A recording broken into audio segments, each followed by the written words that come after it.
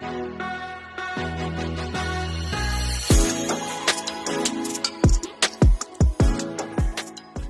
guys, it's Ray from GALLUCCIO Collectables. Well, you know this is part 3 of our video series, and we have a special guest star visiting with us on our video. Hiya, it's me. There he is. Cookie Monster. Hi. Kawabunga. Me love cookies. Hiya, it's me. Cookie Monster. And there he is. And the voice and puppeteering behind that is Me. Justin. Oh, hello. So, Hi. this is a pretty good build. YouTube land. This is a pretty good build, I think. Right, Justin? Yeah, yep, I think so. We literally just finished them up. You know, sometimes when you do puppets like this, you got a framework. You kind of guess at it a little bit. Me thinking. You know, and if you guys ever need any advice or help with making a puppet that we make, that Justin makes on, you see on his channel as well, Yep. that we've made, unlike rest of the people, we'll freely give you the information. Yes. There's No reason- charge. exactly. There's no reason not to. Maybe the cookies. Yeah, exactly. Maybe cookies. But yeah, we don't ever want. You know, the puppet community is a believe it or not, a small community. Everybody always knows everybody. So Me so handsome. there he is. Me look pretty and beautiful and all these other big words. Yes. Cause me, Cookie Monster. Do you So, have yeah. the cookies? There you go. So, any you want to say anything to the people out there, Justin, about? No, this is a pretty interesting build. Just know when you're building Cookie Monster's head or a face or anything like that, it might be a little challenging, as you saw.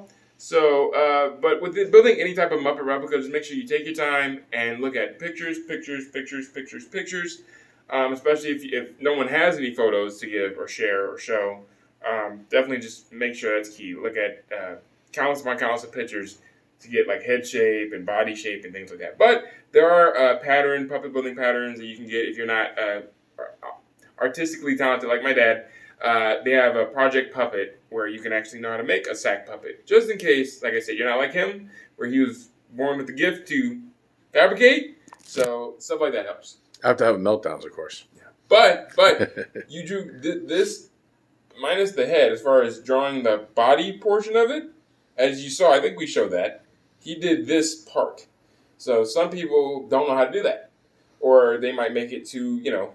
Yeah, because we actually found a puppet pattern online that I just kind of eyed it, kind of freehanded it. Yeah, eyeballed. Yeah, freehanded it, and then we came pretty good. One thing I think I would change is the hands probably. I mean, they're not bad. I would give a little more room to the fingers, but I think if you gave a little more room to the fingers, then the hand would probably slip off. So either way, it's probably. But again, you have man hands, I have baby hands. Yeah, so that's the other thing. But and then another thing was it was hard to find the fur. The fur, so that can be a little complicated. Probably, so if we take another crack at it, we would probably, of course, try to find maybe this same color fur, but more of like less of a blanket. This is a throw blanket, so.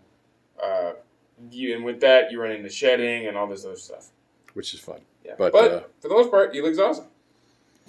Yeah, we finally. I mean, I'm glad we're doing a puppet build, but it wasn't. Yes. Like you said, it was frustrating at some times. Yes. I end up having a meltdown, but then I'm yeah, good. Melty, yes. Yeah, a little bit of melty, but yeah, I quit melting and put myself together, and we actually ended up getting this thing done. So teamwork makes the dream work. Exactly. Yes.